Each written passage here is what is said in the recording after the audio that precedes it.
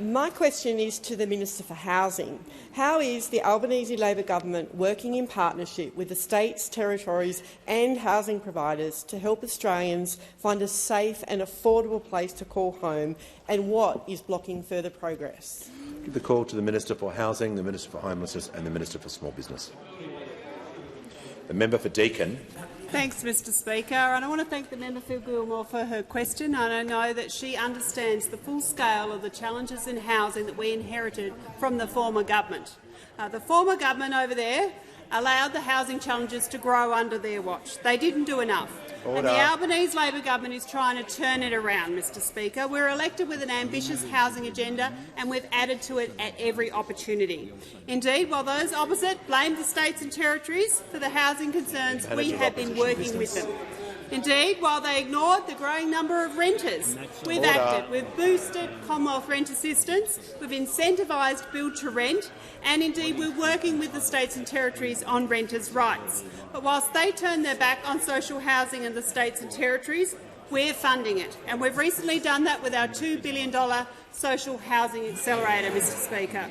And indeed, the Minister for New South Wales said at the time it will help to immediately accelerate the delivery of more homes for the people of New South Wales. In the next 2 weeks, we will receive this vital funding to help us rebuild our social housing system and support some of our most vulnerable, Mr Speaker. But whilst those opposite, they just can't seem to shake off the habits that they had when they did robo-debt, Mr Speaker. Indeed, their indifference is allowing Australians in need to stay on public housing waiting lists. But we are acting. They should be listening, Mr Speaker. They should be listening to the thousands of Australians who are waiting for homes right across the country today.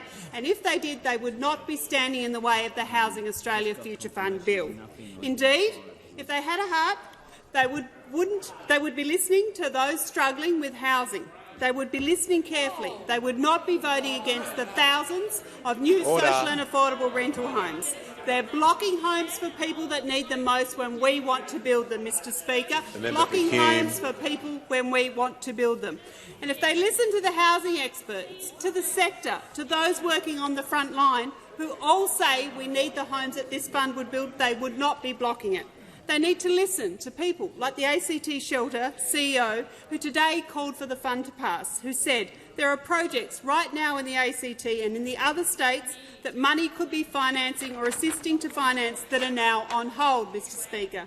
And the Housing Industry Association, who said, and I quote, "The Housing Australia Future Fund bill does place important mechanisms to invest more in social housing, Mr Speaker, right across the board, whether it be the states and territories, whether it be the building sector, the construction sector, whether it be the community housing sector, or whether it be organisations supporting homeless people on the ground. They all want this bill to pass the House, Mr Speaker. They all want the funds to flow to get these homes on the ground. So I say to those opposite and to the Greens, get on board, let's build more homes. Yeah.